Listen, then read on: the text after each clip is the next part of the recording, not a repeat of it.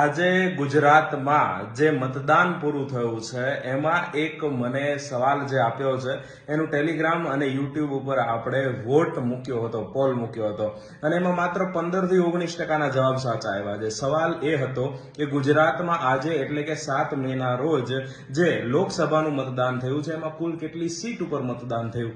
આપણને ખબર છે ગુજરાતમાં 26 સીટ છે પણ મતદાન માત્ર 25 સીટો ઉપર થયું છે અને આવા જ ગુગલી જેવા સવાલો તમારા કરંટ અફેર્સમાં હવે આવવાની શક્યતા છે.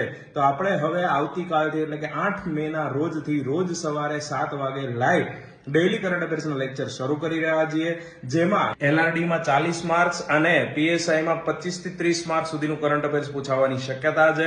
એસટીઆઈ એએમસીમાં તો બધું અલગ જ. તો આ બધામાં તમને કામ લાગશે. આવતીકાલે સવારે 7 વાગે મારી સાથે લાઈવ આપણી અધિકારી ચેનલ ઉપર ડેઇલી કરંટ અફેર્સના લેક્ચરમાં જોડવાનું ભૂલતા નહીં. જય હિન્દ.